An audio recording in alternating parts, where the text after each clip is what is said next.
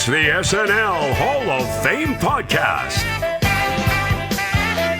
with your host, Jamie Dove, Chief Librarian Thomas Senna, and featuring Matt Ardill. And now, curator of the hall, Jamie Dove. All right. Thank you so much, Doug Donats. It's a pleasure to be here with you all inside the SNL Hall of Fame. Before you enter, though, would you do me a favor and use the mat and wipe your feet? It's a little slushy out here in Toronto, and there's no doubt that it would create a slipping hazard inside. The SNL Hall of Fame podcast is a weekly affair. Each episode, we take a deep dive into the career of a former cast member, host, musical guest, or writer and add them to the ballot for your consideration. Once the nominees have been announced, we turn to you, the listener, to vote for the most deserving and help determine who will be enshrined for perpetuity inside this glorious building, the SNL Hall of Fame. We are going to do something a little different today. Not a cast member, not a host, not a writer, not a musical guest, but a producer. That's right. This week we are talking about Dick Ebersol. And before you hit the stop button, I think you should give a listen to the conversation between Thomas and Deremy Dove as they talk about Dick Ebersol and what he means to the legacy of SNL and why he is important.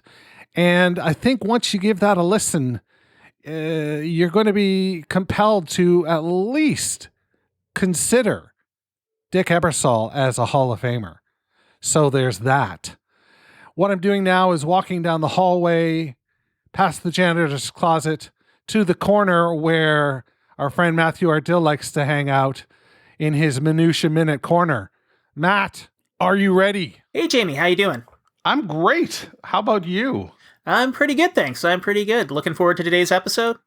Yeah, I'm really curious about Dick Ebersol. What have you got for me? Well, he is 5'10", born July 28th, 1947. He produced the show between 81 and 85. But he is an interesting character because he's not the only person to come into the world of comedy via the world of sports. He dropped out of Yale to work as a researcher for ABC Sports in 1968 at the Olympics. Subsequently, he returned and completed his degree, one of the first Yaleys of many to work at the show. He was the director of weekend late-night programming before the show started, and he moved to director of NBC Sports in 1989 until 2011. He led the charge for NBC to acquire the rights to the NFL, NBA, Notre Dame football, MLB, leading to the 1995-96 season being the only time the World Series, Super Bowl, NBA Finals, and the Summer Olympics were all on the same network. Holy jeez. Yeah, like he is dedicated to sport. Yeah. He's married to Susan St. James, the actress, and he is best friends with Vince McMahon of the WWE/WWF, if you're an oldie like me. And they co-created not just the Saturday night main event for the WWE, but also launched the XFL Football League together. So he is kind of responsible for that stinker, but was ranked number one of 100 most powerful people in sports in 1996, previously ranking second, third, fourth, sixth, and 70th, And does a lot for charity. He paid $50,000 to have Carly Simon tell him who the subject of You're So Vain was, with that money going to charity. And he has been inducted into the Olympic Hall of Fame and the Broadcasting and Cable Hall of Fame in 2005. So he's a very interesting guy, ties to sports, comedy, really dedicated. Well, that's pretty cool. Thank you so much, Matthew. We will check in with you again next week. But for now, let's go downstairs to our friend Thomas Senna in conversation with Deremy Dove as they discuss Dick Ebersol.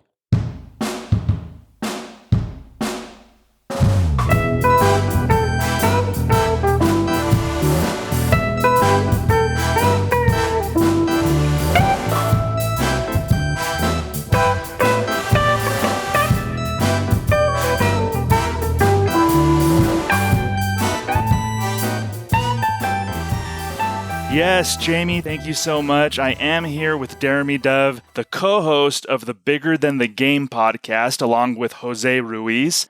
Deremy, thank you so much for joining me today. How are you doing?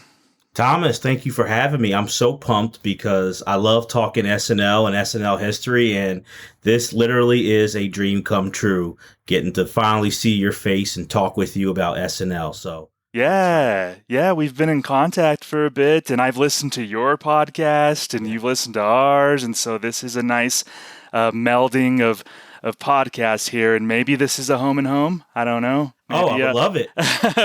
We can talk after the show, but so I've enjoyed recent episodes. I was telling you, like, you have episodes ranging from like a great discussion about the Montreal screw job. That was the famous thing with Bret Hart and Vince McMahon and Shawn Michaels. There was a recent watch along of that famous college basketball game between North Carolina and Duke in 1995.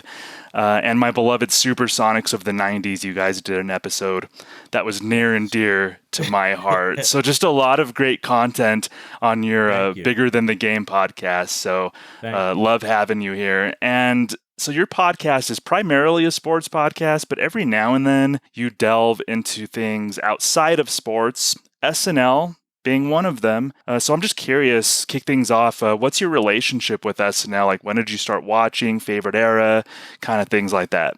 Well, that's a great question. I can be honest and say back in like the mid 90s, Comedy Central would kind of air SNL reruns. And, you know, being a kid home in the summer, me and my older brother, we were watching, I want to say it was probably the summer of 95, watching Comedy Central in the daytime, and they were re-airing the Eddie Murphy era of SNL, which is a connection to what we're going to be talking about. And I knew Eddie Murphy. I remember for my 6th birthday, I went to see Nutty Professor. Eddie Murphy was a hero of mine, still is. And so that kind of got it started with just constantly watching those old and getting that history. It was also huge at that time getting to see Farley, Sandler, and, you know, that's where Tommy Boy and Billy Madison, those movies coming out and seeing that connection that they had with SNL. So that kind of started it for me. I would say my favorite era, though, would be, and I kind of found it the same way in the summertime watching reruns, is I got to give it to that late 80s, that Dana Carvey, Phil Hartman, Lovitz, Nora Dunn, Jan Hooks, that era of SNL, Kevin Nealon, I think was just, you know, Phil Hartman. It was just a great cast of writing. And like a lot of people say, you know, some eras of SNL, the writing's great, the cast isn't, or it could be switched. You know, the cast is great in writing, but I felt like that was one where everything just clicked. And some of my favorite memories of watching SNL are watching those reruns. Yeah, you discovered the show how a lot of us discovered the show. I remember watching those reruns on Comedy Central, and they were truncated versions. So instead of hour and a half show, it would be an hour. So they would cut like some of the sketches that didn't hit. So maybe that's why a lot of times, sometimes we might romanticize those eras a little bit because we missed a lot of the bad sketches that were cut. But I do love, I think the late 80s, early 90s, that was kind of my era too. So we were in contact about doing an episode, and you brought up Dick Ebersol, and that actually, it surprised me because that Dick Ebersol was somebody who I didn't necessarily think about in terms of scheduling out Hall of Fame episodes and whatnot. But after revisiting that era and doing some deeper thinking about Ebersol, it makes complete sense to nominate Ebersol. And I felt silly for not thinking of that beforehand because it just makes such sense. So why were you compelled to want to discuss Dick Ebersol and his SNL Hall of Fame candidacy? Well, Thomas, for, you know, being a big fan of the show, and I was like, yes, a place where SNL history is discussed. I was thinking, I'm like, if I could get on the show, who can I talk about? And there's obvious ones, and I'm like, someone's probably going to already say Will Ferrell, Eddie Murphy, Belushi, Farley. So I'm like, how can I get on? But say someone that is like a thinker. And for me, and I kind of get why, but I think it's like a injustice. I think Dick Ebersol is one of the most important people in SNL history. And to boot, what makes it more fascinating and impressive is he has no comedy background whatsoever.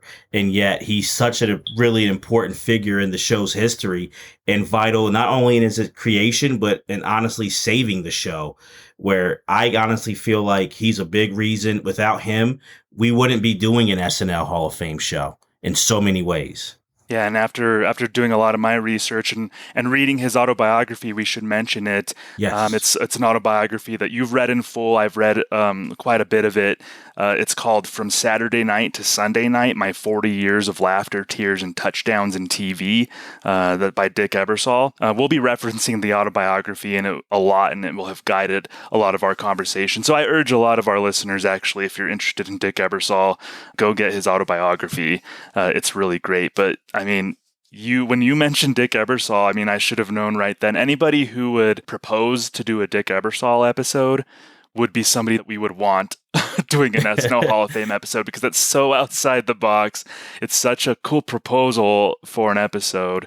So this is going to be great. So Dick Ebersol, just the Cliffs Notes, a couple Cliffs Notes. He helped get SNL actually up and running along with Lorne Michaels, and he was ultimately the executive producer of SNL from 1981 to 1985. So those are just a couple of Cliff Notes to lead off this discussion, but we'll start when Ebersol, you had mentioned that he was in sports television. That's kind of how both you and I first knew who Dick Ebersol was. So he did multiple jobs for ABC Sports. He went to Yale, and he started at ABC Sports when he was at Yale. So can you kind of explain to us maybe what he did, some of the things that he did while he was at ABC Sports in his early 20s?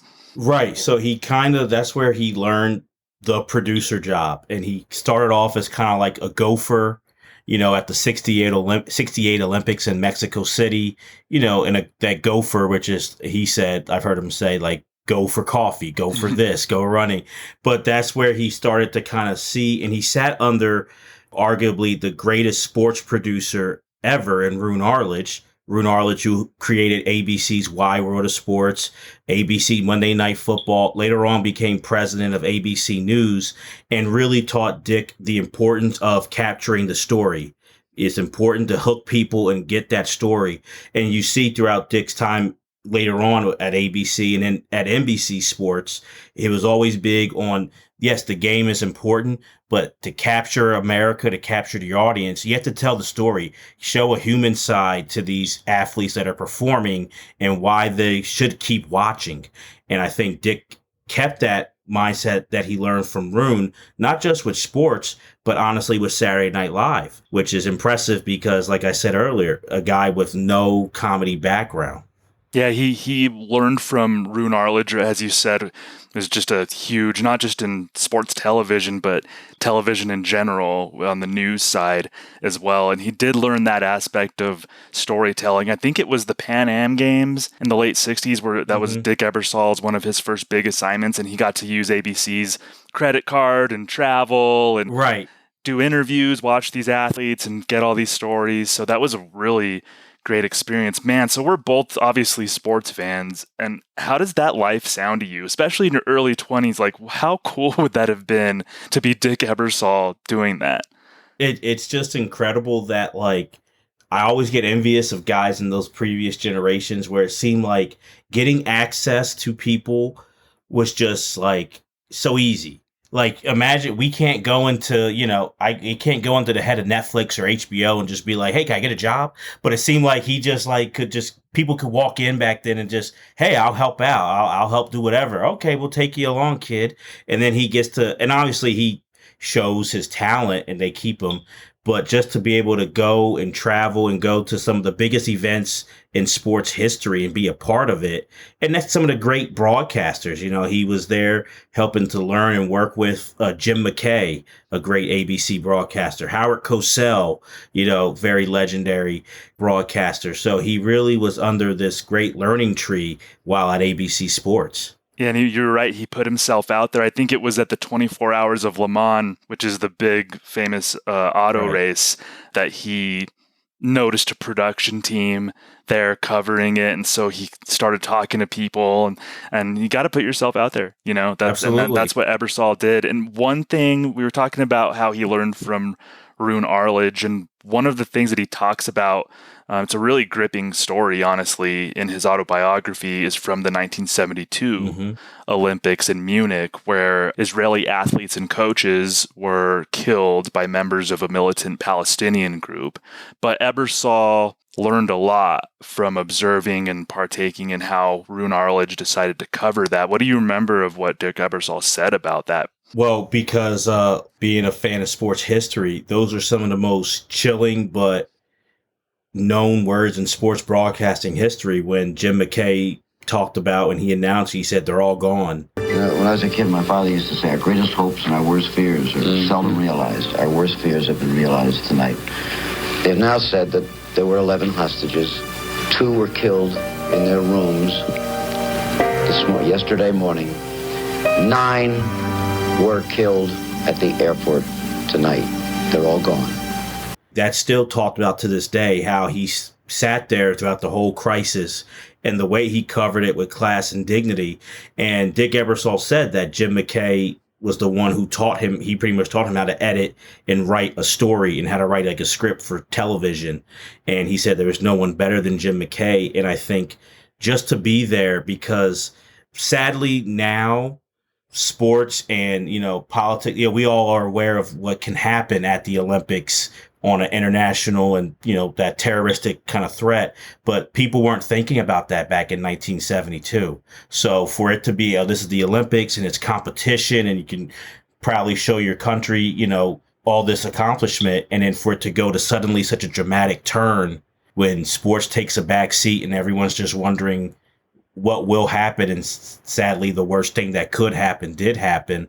It shows to me it's something that you have to kind of bring with you, is that no matter what you're in, when you're in this like entertainment or broadcasting kind of world, you can have fun, but you have to also know when it's time to be serious. And sometimes it's snap of a finger, you have to do both. Yeah, and that's what it sounded like had happened. I mean, they were there in Munich covering the Olympic Games and just doing what they did. And then this, to put it lightly, a curveball comes to them, and just a heck of a learning on the job and learning amidst a crisis as far as Dick Ebersol went, and just one of many things that he got to do at ABC Sports. And we keep in mind, he was born in 1947, so he was in his early to mid 20s through this whole period at ABC Sports. So he was like working on the creation of Monday Night Football, or he was around when that happened. He was working with, as you said, Jim McKay, Howard Cosell, Olympic Games. He was in his early to mid 20s, but they could already see that he was kind of this prodigy. Like, he just seemed to get the business as a whole.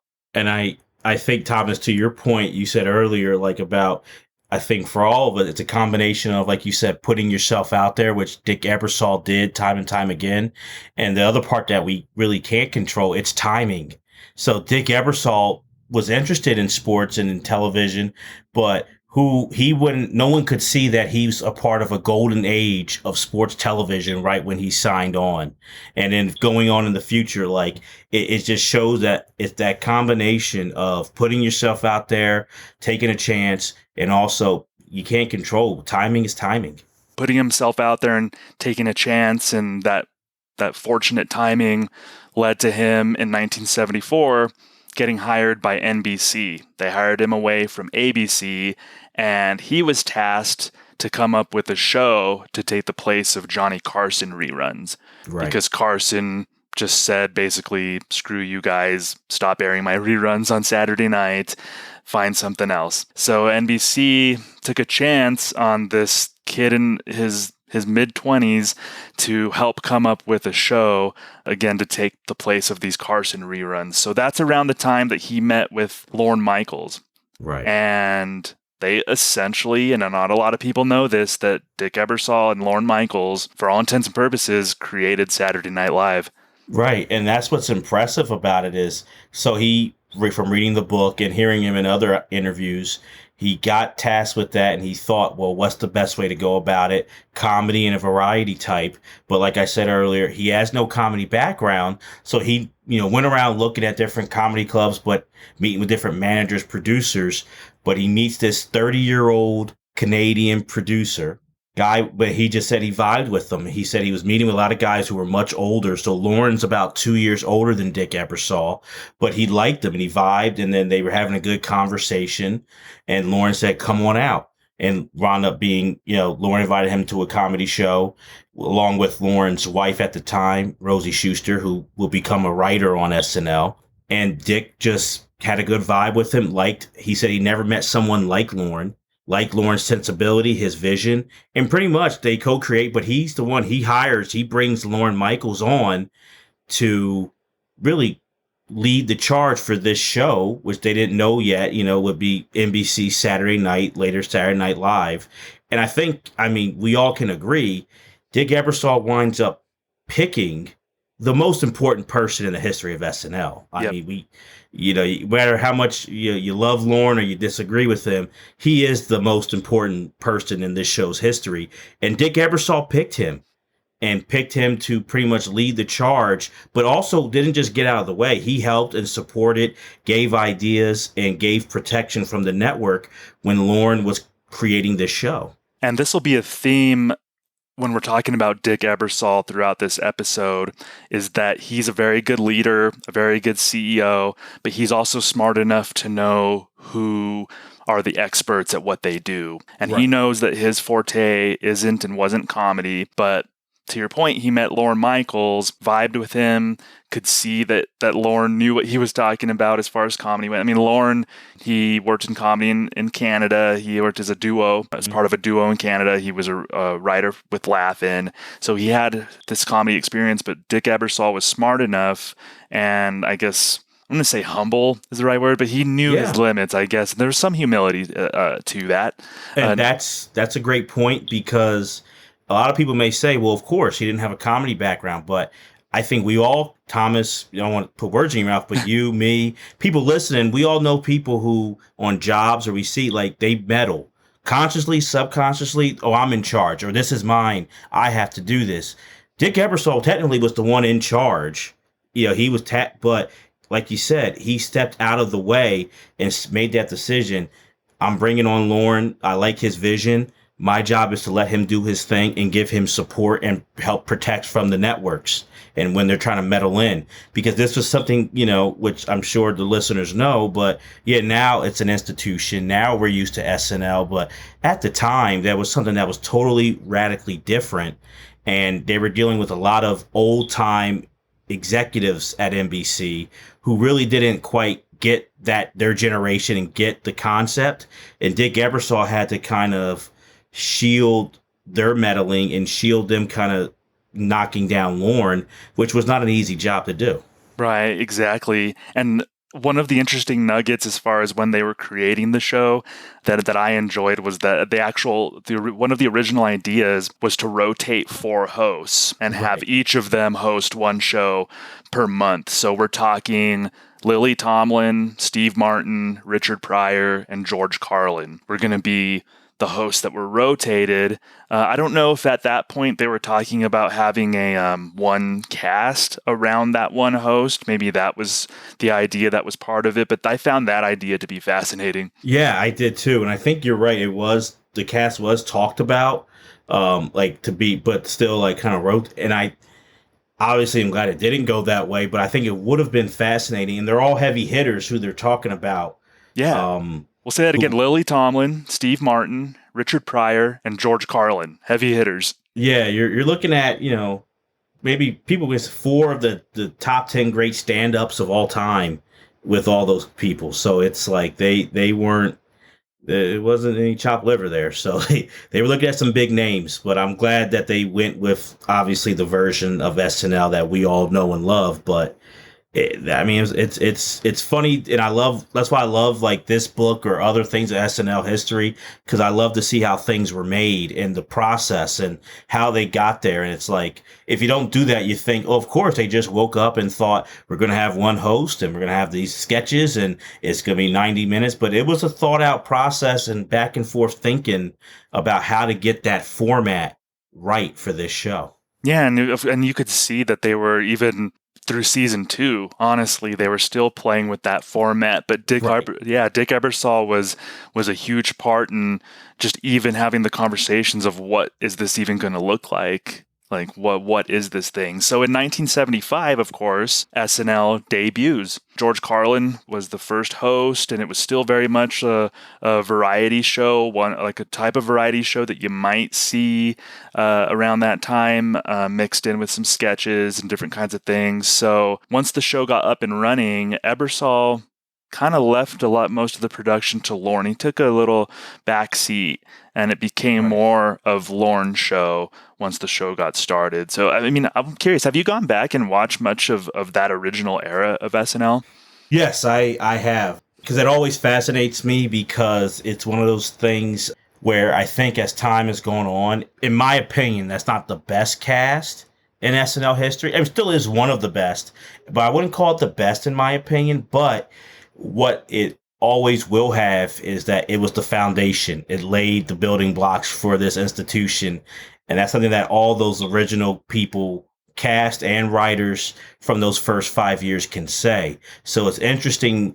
I'm also like you said, I love history. So I love seeing what comedy sketches I could play if on YouTube now for a kid who has no idea what would still hit from previous eras and what doesn't hit. So I know, like, for like my little, godson, if I put on Chris Farley, that clicks with him. He's cracking up and everything.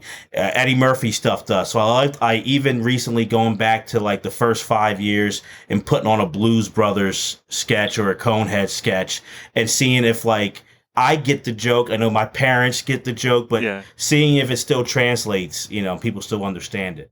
Yeah, of course, that original era is super important. We had talked about the format of the show. They had the Muppets. They had Albert magicians. Brooks. They had Albert Brooks movies. So it was really neat to see them sort of play with the format. I kind of pinpoint maybe either a Candice Bergen hosted episode or the Richard Pryor episode as when SNL started forming into itself. Yeah. Especially that Richard Pryor episode.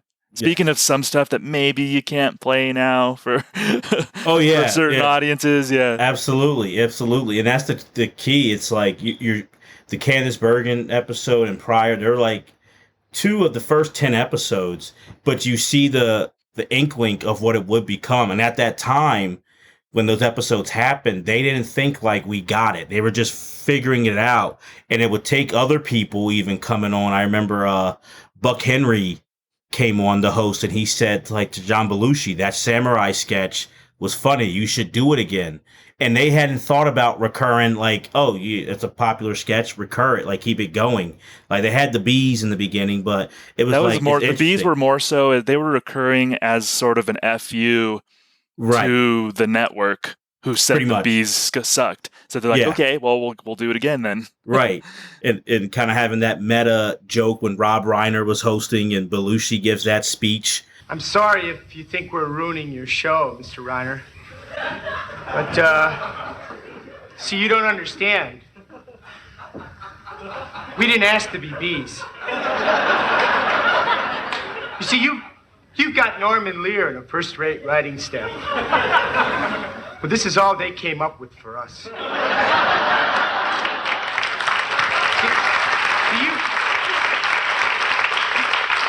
Do you think we like this? No.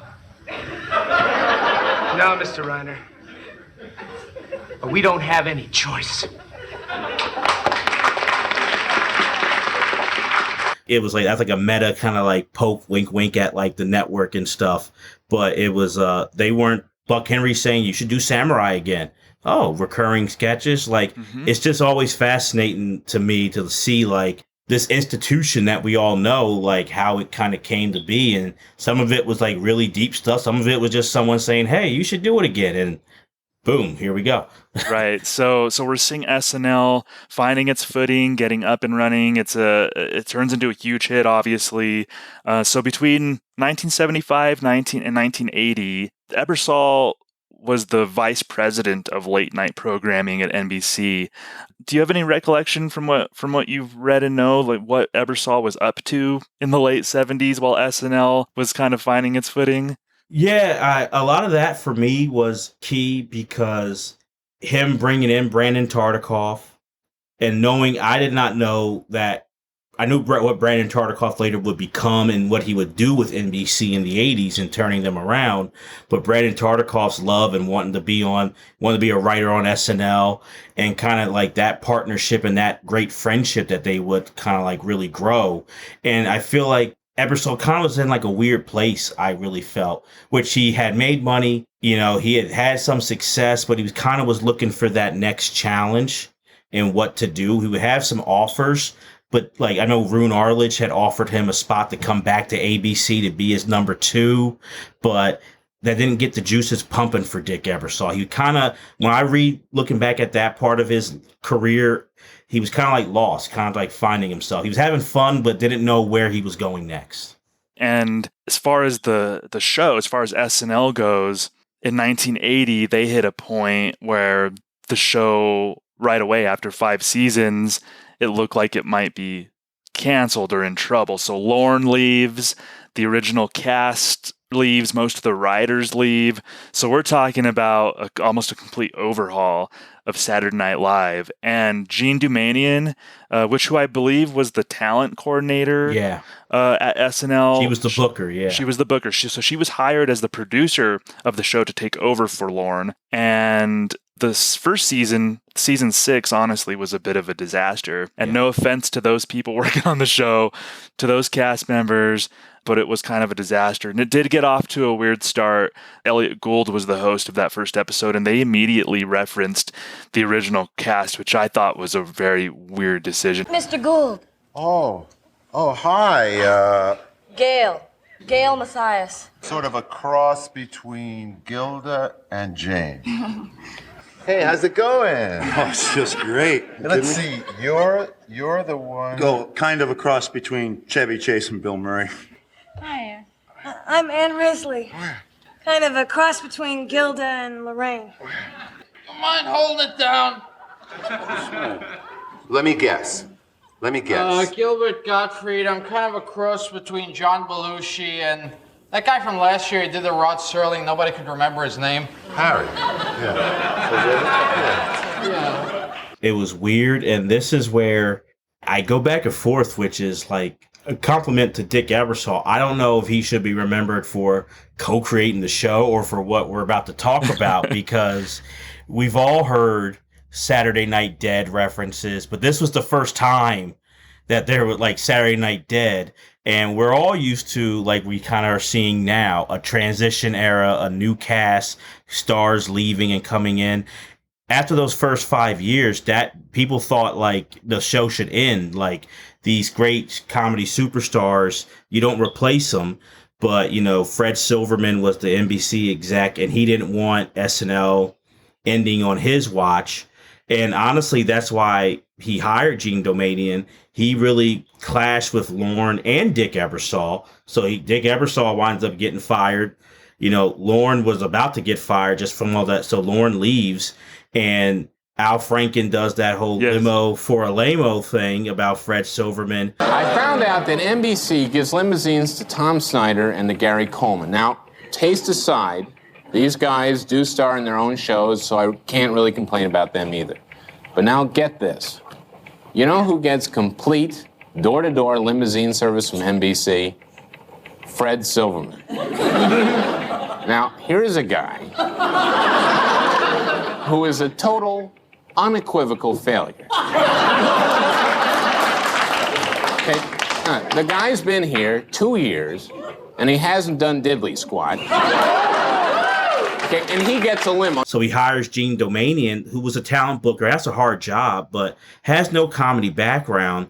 but hires her pretty much as like an FU to anyone with Lorne. So Lorne and the writers and the cast, which is really important to Dick Ebersol's story, when they leave, not only are they burned out, but they're leaving on like pretty much screw you to NBC. They're not happy with the network. And the network ultimately wasn't happy with Gene Dumanian either. Toward the end of that season, around the spring of 1981, they replaced Dumanian with Dick Ebersol. So We're back to Dick Ebersol. And I found it interesting, too. I didn't know this before reading his autobiography, but he actually essentially got Lorne's blessing after a meeting with Lorne. Yeah, so that I knew from. There's those great DVDs about SNL in the 80s, SNL in the 90s, like in the 2000s. So hearing him, when Brandon Tartikoff, who was, head of programming now, said the only two people who could save it are Lorne and you, and Lorne doesn't want to come back. So Dick Ebersol said, well, let me watch the show. He wanted to watch it on a Thursday, Friday, and then on, Saturday, from like the control room, because he could see like the mess ups, how it's going, who can save a sketch and whatever. And he said it was way worse than he thought. But here's where it comes to what you said, Thomas, earlier, checking the ego out. He read the room and he said, you know what? The guy who he hired, Lorne Michaels, is like, I have to go talk with him and I have to go get his blessing, because we can't save this show if all the people who helped to build it, those writers, former cast members, think that Lorne is still pissed off that the show's going on. If they think that he's still mad, they're not going to come back and help. So I had to go talk to Lorne. They talked throughout the night, and Ebersol said it, which it's probably one of the top 5 most important conversations in SNL history. And Lorne gave his blessing that he, wanted Dick to keep the show going and wanted to succeed. And just like that, the floodgates opened and people were glad to come back and help out.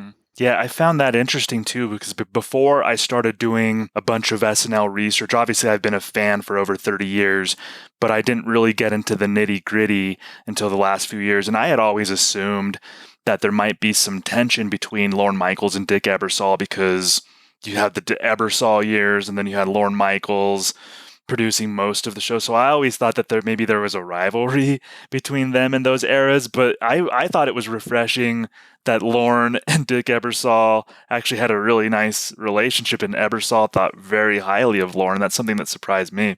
Well, and I hate to spoiler alert for anyone reading, but going to read the book, but Dick Ebersol was on a private jet with his sons, I want to say in 04, 05, and it crashed. And tragically, his youngest son dies in that accident. And Dick Ebersol has like a broken back and he's hurt. He's in I think a hospital in like Aspen. And one of the first people to fly out to see him was Lorne Michaels. Wow.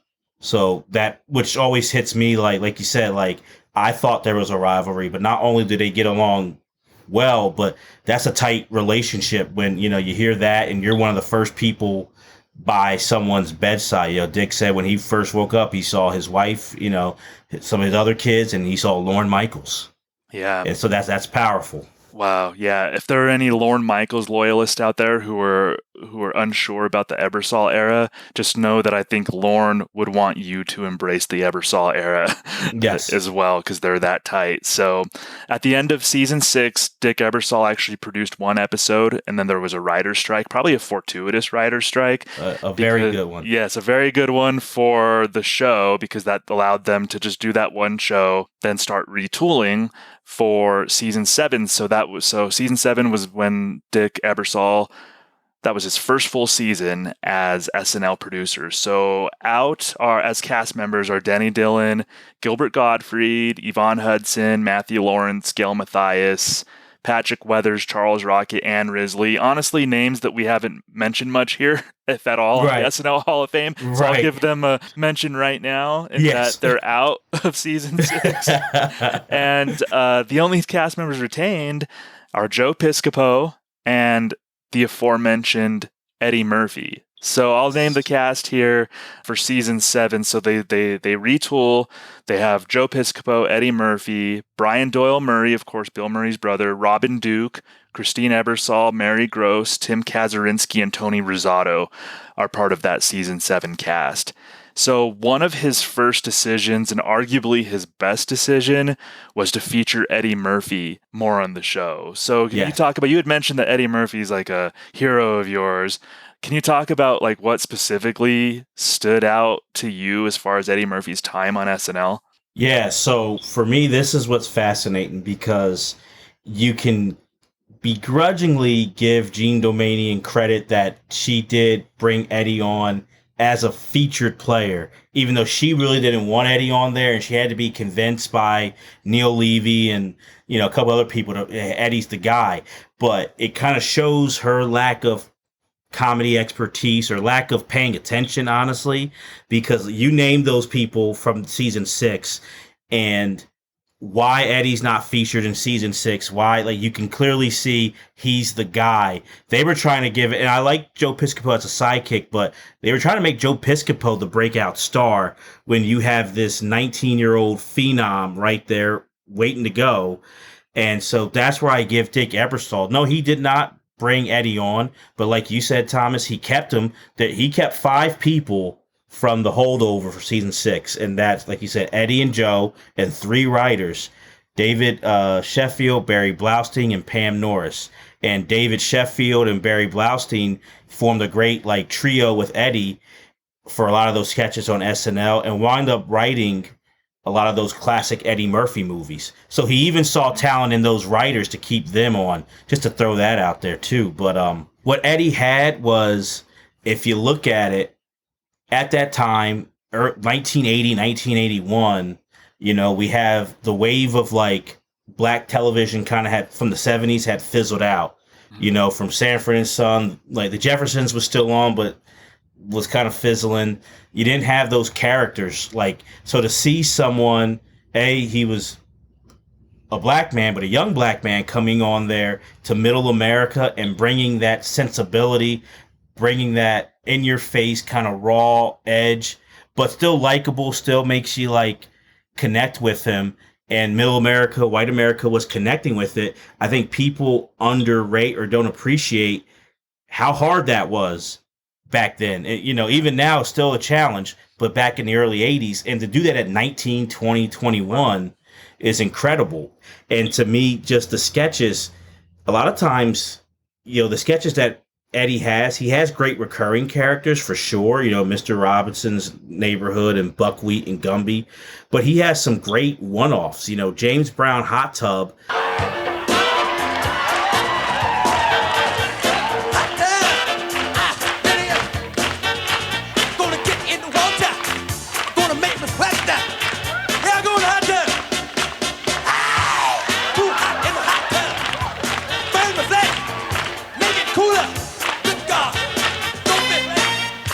People remember he did that one time. Yeah, that was once, exactly. I remember the whole Tyrone Green and Kill My Landlord and that epic, like little video like that, CILL, my landlord.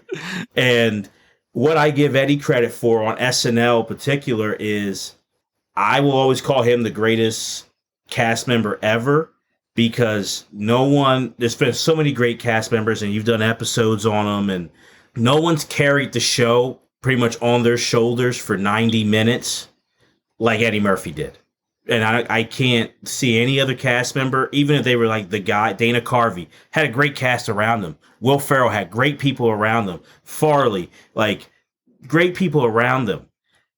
Even the names that you mentioned in season 7 to come on, they were great.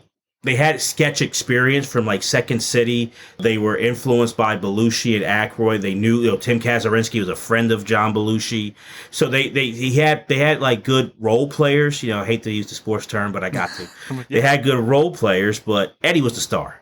Yeah, Eddie was the star, and we shouldn't put it lightly that Eddie almost did literally save the show. Eddie and Dick Ebersol were probably maybe the two most influential people in that era as far as saving the show. And we've given credit to Eddie, definitely. He's an SNL Hall of Famer. Yeah. He got voted in season 1. He was one of those no-brainers, lock Hall of Famers. He's an all-timer. So we've, over the years, talked about Eddie and how he saved the show. Dick Ebersol is mentioned less so as far as helping to save the show, but he was definitely super instrumental in that. And the thing is, it's easy for, and I'm not even knocking naysayers, it could us to be like, hey, of course, that's easy for Dick to see Eddie Murphy as the star and feature him. But obviously it wasn't, because the previous producer did not want to even have him as a cast member when he was clearly the funniest guy, and begrudgingly said, we'll make him a featured player. And I don't believe anybody was just like, let's point to Eddie. Like the rest, it was Dick saw something in Eddie and, Joe Piscopo too, and said, we're going to build it around them. And I think it was huge that, yeah, if you watch the Ebersol years, there's great moments with Eddie. Joe Piscopo has good moments, and we'll get to like his final season of who he brought in. But he was smart enough also to be like, I can't copy Lorne. I can't have it be the same way Lorne does it. And to me, it is very obvious when I watch those Ebersol years. It is like, it's different. It's like, oh, it's not the SNL, but I like it. And I know it's SNL, but you see a difference in just how it's done all around. And I think that's smart by him to be like, we can't copy Lorne, and we can't copy that original cast. If we do, we will fail. So between 1981 and 84, the show is finding its footing. It's doing well with Eddie Murphy as the star. But we're seeing Eddie Murphy's last season. A lot of people don't know this. I think most or all of his sketches were pre-tapes. He wasn't doing live sketches. He was such a big star at that point. I think 48 Hours had already come out. Beverly Hills Cop was about to come out. And Trading Places. So Eddie was this huge star. His schedule was tight. He had a lot of leverage as far as like when he could work. And as the star, they said, well, we'll cater to your schedule. You can do pre-tapes and stuff. But I think maybe that was a signal of the show possibly needing to go in a different direction or needing to get revamped in some way. So that revamp happened, as you alluded to, in 1984.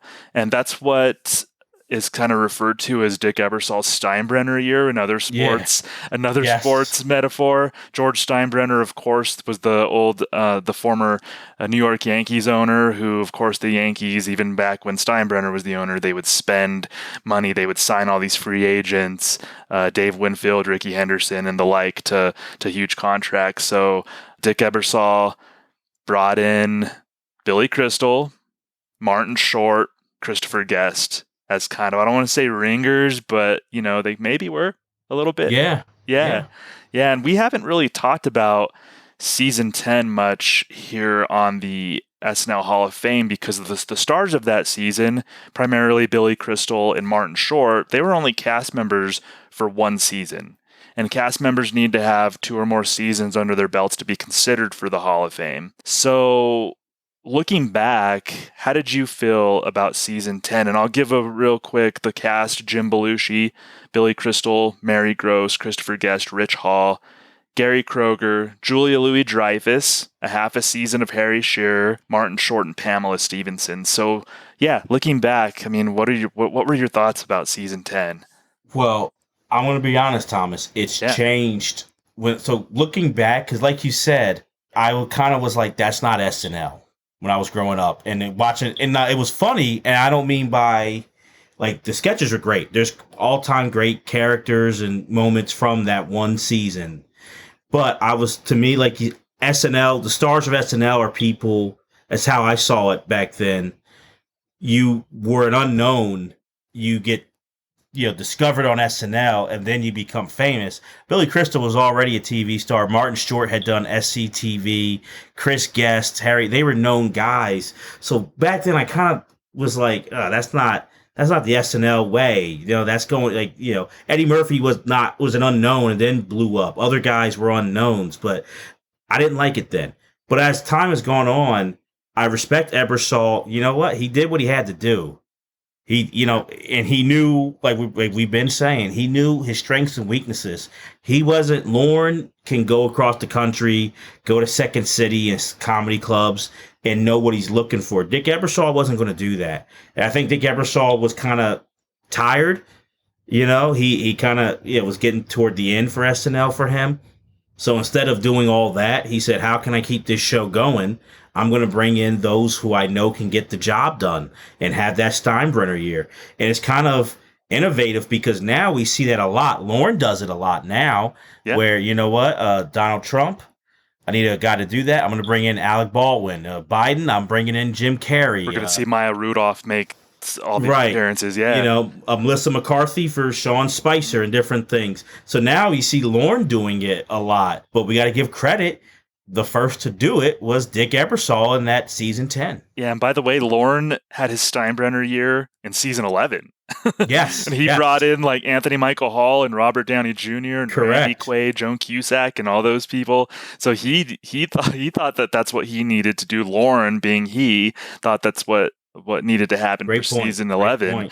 Definitely. And I think you made a great point too about the aesthetic of season 10. When I was watching those shows growing up, it didn't feel like SNL. Maybe that was by design. I mean, even to the opening montage where it was so creative. It was one of the most creative opening montages in SNL history, where you had like the cast basically interacting with the city, and I don't even know how to describe it, like a diorama almost that the cast was living in, and somebody was eating a hot dog, and Julia Louis-Dreyfus was like Marilyn Monroe getting shot up by the air and holding her dress down and all this stuff. So I think even aesthetically that season 10 felt different, but I don't think, looking back, that's an enjoyable season to watch, and we can hand it to Dick Ebersol for making the correct choices for that season 10.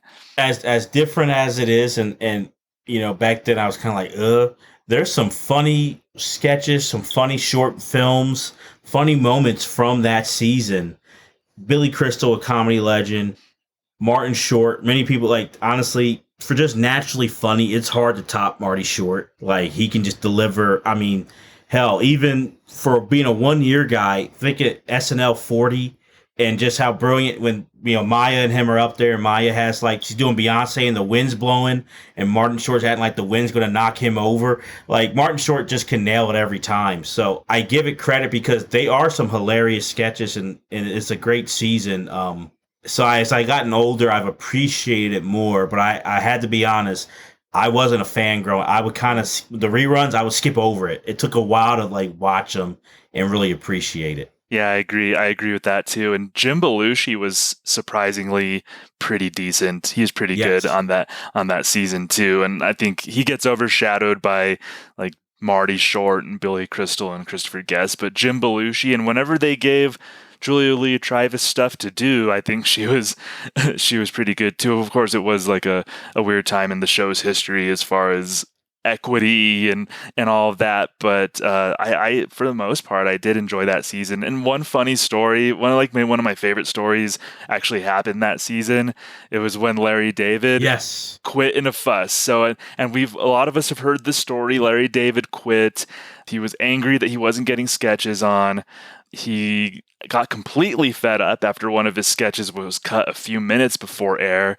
And so Larry David says that he walked up to Dick Ebersol and said, and this is where we're going to have to put the explicit label on this episode of the podcast, because Larry David told Dick Ebersol, "This fucking show stinks. It's a piece of shit. I'm done. I quit. Fuck you." That's what he told. Yeah. That's what he told Dick Ebersol. And I knew that story. Of course, Larry David made a Seinfeld episode based around that, but I guess it had escaped me that it was actually Dick Ebersol that Larry David told that to, and not Lorne Michaels. So most people don't realize, so they know, like you said, Thomas, that Larry David made that, to a Seinfeld episode, and George, not as explicit, they were on NBC, but says that to his boss. So most people kind of know, George is Larry David, but people don't realize the boss is Dick Ebersol. And Dick Ebersol, when Larry comes back on SNL, Larry kind of walking home realizes, oh my God, the decision I make and the money I'm going to be missing out, even though I'm miserable. So he's just like, I'll just come on back in and like act like everything's normal. That was the Dick Ebersol, and Dick Ebersol allowed that to go on. Like we say, no ego, because he could have been get the hell out of here. Right. But he let him come back. Yeah, he understood that Larry was just mad, no hard feelings. Ebersol was just, like whatever. So and the other, like you said, that's a great Seinfeld moment and episode. But from the Ebersol years, the Seinfeld connection, Larry David, 5 years later, creating a show with Jerry Seinfeld, they want a woman as part of the cast. He worked in the Ebersol era with Julia Louis-Dreyfus. So even that connection to arguably the greatest sitcom ever is an Ebersol era SNL connection. Yeah, exactly. And we should point out, too, that one of the greatest things, maybe the greatest thing Dick Ebersol would say happened in his life occurred because of SNL. He met his wife, Susan St. James, the week that she hosted at the show in 1982. They hit it off. You know how the producer wines and dines every host, or they meet up with the host, they go to dinner, they do whatever. And dinner and a meeting with Susan St. James turned into dancing, I think, at a club, turned into hanging out, and all of a sudden they were a couple, like the week that Susan St. James was hosting SNL. Right. So Dick Ebersol met his wife to this day. Yeah, they're still married. Yeah. It's incredible. And that's timing. You know what I mean? Like that's the thing. It's putting yourself out there. Ebersol took on the challenge at SNL, but it's timing. The writer's strike, and then he put it in his book, 3 crazy things. The strike, Eddie Murphy, being there, and he saw Eddie Murphy's talent, and then he had no idea Susan St. James, his future wife, would come, and I guess he swept her off her feet, or vice versa, or the same, whatever, but that he would meet his wife. That's stuff you no one could predict that. Yeah, and that should be a story that every SNL fan knows. That should go into SNL lore. Like Colin Jost met his wife on SNL. Dick Ebersol met his wife on SNL. So that should be a story that every SNL fan knows. So is there anything else that we may have missed about Dick Ebersol that you wanted to talk about, or did you want to kind of move to your appeal to the SNL Hall of Fame voters? No, I think, I think I'm ready. I think it's just important to remember. Oh, I'll say this. For the original, when he helped co-create it, obviously Lorne, and I don't take anything away from Lorne, was a big part of it for sure. But even with the casting, Dick Ebersol, one of the guys to help convince Lorne to bring on John Belushi. John Belushi, which I don't blame Lorne. Lorne was nervous about bringing Belushi on because Belushi kind of had a danger element to him, and Belushi was saying he hates television and, wasn't sure he wanted to join on. And Lorne was saying, well, forget it. Let's keep it moving. But Dick Ebersol was one of the few people to sit down with Lorne and be like, we need this guy on the show. You got to bring him on the show. And even leading up to that first episode, right beforehand, NBC wanted everybody working on that show to have a signed contract. Minutes before 11:30, Belushi still doesn't have a signed contract, and Ebersol is back there with Belushi pleading with him to sign, and Bernie Brillstein, Lorne's, the legendary Hollywood manager, Lorne's manager, was back there, and Belushi said, well, I'll sign if he's my manager. And Bernie said, okay. Belushi goes and signs it, and then Belushi walks out there, and he is a part of that first cold sketch in SNL history. So it's those things that people don't realize, but all of this stuff makes a show go. And Ebersol, even in those other ways, was helping to make some seminal moments in SNL history happen that people don't realize. Yeah, and that speaks a lot to his instincts as well. That's a really great story. So we always wrap up our episodes with the appeal. So you're talking directly to SNL Hall of Fame voters right now. This is your last word on the subject. So sum up your case for putting Dick Ebersol in the SNL Hall of Fame. To me, it's really easy. I want everyone, all the voters, to hear this. Where would we wouldn't have Lorne Michaels as the executive producer if it wasn't for Dick Ebersol. Dick picked Lorne to be the guy. And I think we all can agree the most important person in SNL history is Lorne Michaels. That wasn't a foregone conclusion. That took Dick Ebersol's foresight to be like, this is the guy who can lead this charge. He helped Lorne to create that vision, helped Lorne to create, to bring on the cast and all that stuff. So that right there is huge. Then you look at it. We wouldn't be having an SNL Hall of Fame podcast if things were to go, it'd be a show. Oh, yeah, remember that show for 5 years? It was a great sketch show. And that Saturday Night Live, yeah, that's nice. We wouldn't be having this awesome podcast and this great discussions and some of the most memorable pop culture moments over the last, 48, we're going on almost 50 years, if it wasn't for after that first year, during that first year that Lorne is gone, season 6, Dick Ebersol and definitely Eddie Murphy, but Dick Ebersol coming on board, agreeing to take over the reins when everyone was saying cancel the show, Saturday Night Dead, which we've all heard so many times now. He was a part of the first Saturday Night Dead and helping to stop that.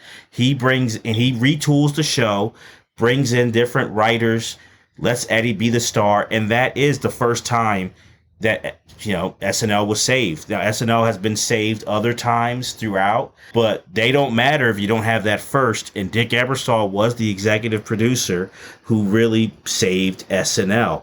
So I mean, just think about it. How can you not have a guy who picked Lorne Michaels, helped to create the show, and then save the show from just being that 5-year TV show we talk about now? How can you not have him in the Hall of Fame? So voters, please put Dick Ebersol in the SNL Hall of Fame.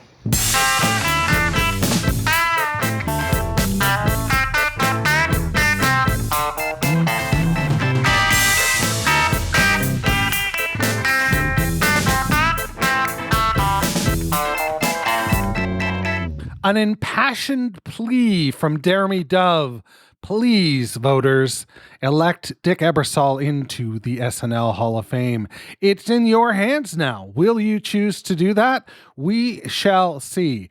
I have a sneaking suspicion he doesn't make it on a first ballot, but he ultimately lands in the SNL Hall of Fame where Deremy notes he rightfully deserves to be, having a hand in creating the show and having a hand in saving the show. I really like that summary. This is the difference. This man is the difference between us talking about that great show from the 70s to this show that is got a legacy that's almost 50 years long. So there's that. Why don't we go to a great interview now with Rich Eisen and Dick Ebersol so you can hear a bit from the man in his own words. When did Eddie Murphy cross your screen? When did you first meet him? When did that ever happen for you? Well, after Lorne left the show, they gave it to somebody else, and that person did not have much luck. But she did hire Eddie. And when I got to Saturday Night Live, about 2 months after he was hired, it took me about 4 seconds to realize he was about the most talented young person in comedy I had ever met. On top of it, he really could conceptualize all kinds of things. And with two writers who later wrote most of his movies, Blaustein and Sheffield, they began to write sketches for me. And almost every one of them were memorable, including my favorite, which was the assassination of Buckwheat. It was Eddie's idea. The character was the hottest thing in America at the time. And he came in to pitch it to me. I said, you realize not only are you maybe committing a big mistake here, but you're making my life really difficult. He said, come on, Dick, this is really a good idea. So, excuse me, I said yes. And the three of them, Blaustein, Sheffield, and Eddie, sat down, wrote the assassination of Buckwheat. And about 2 hours later, they're back in my office, and they said, we got to do the follow-up. And I said, what's the follow-up? And they said, the assassination of John David Stutz. I said, who's John David Stutz? Well, he's the assassin. They, write down the three names. It couldn't be a name, Jack Ruby or something like that, but it was Stutz. Oh my God! The only addition to that story is that about a day and a half before it was done, it had been rehearsed. The censors came to see me and said, "You can't do that. Too many people will think that we're really having an assassination." I looked at him and I said, "Are you guys out of your mind? This is Eddie Murphy, the hottest comic in America, and we're staging his character buckwheat. Get out of here. And they kind of realized their folly, and they stopped doing that. Oh my gosh. Is it true, Dick, that the real Mr. Rogers, Fred Rogers, asked you to please have Eddie cease and desist of Mr. Robinson's Neighborhood? Is that true? Same year. I'm sitting at my desk. My assistant comes in and says, Fred Rogers is downstairs. I said, yeah, sure. Anyway, I finally said, bring him up. So he came up, and he sat with me, and I think Bob Tischler, my co-producer at the time, and we heard him out, and he just said he thought it was sacrilege, and Mr. Rogers had this pure reputation and all that. And I said, Mr. Rogers, come on. This is a lovable comedy piece from somebody who loves you. No matter how I tried, I was getting nowhere. So I said, Mr. Rogers, come with me. And I walked him down the hallway with me into the writer's offices and where Eddie was. Oh, gosh. And I left him there alone. I figured particularly Eddie would romance the hell out of him. Anyway, a little while later, Mr. Rogers stopped by my office to say goodbye and said he was sorry it hadn't worked out. I quickly went back down the hall. I said, what the hell happened? And he said, we tried everything, boss, but he just doesn't want it done. I said, well, we're doing it, but we just are not going to talk to Mr. Rogers anymore. And sure enough, we introduced the character that weekend. It was a sensation. And since it was such a wet kiss to Mr. Rogers, nobody in the media or anywhere else ever said a word about it. And I never heard from Fred again. That's a great story. And I think it's really interesting to, again, hear from Ebsersol sounding rather humble and engaging. Really, I don't know. I'm so confused as to where to put him. But we shall see, because it's not my choice. It's your choice. So make sure you're registered to vote and you're ready to vote for season 3. If you've already registered to vote for season 2 or season 1, you're locked in and you don't have to worry about it. So there's that. Big thanks this week to Deremy Dove from the Bigger Than the Game podcast.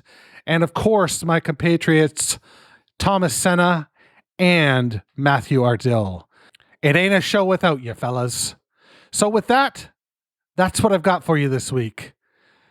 So if you would please do me a favor, and on your way out, turn out the lights, because the SNL Hall of Fame is now closed. Thanks for listening to the SNL Hall of Fame podcast. Make sure to rate, review, share, and subscribe to the show wherever you get your podcasts. Follow us on social media at SNL HOF. This is Doug Denant saying, see you next week.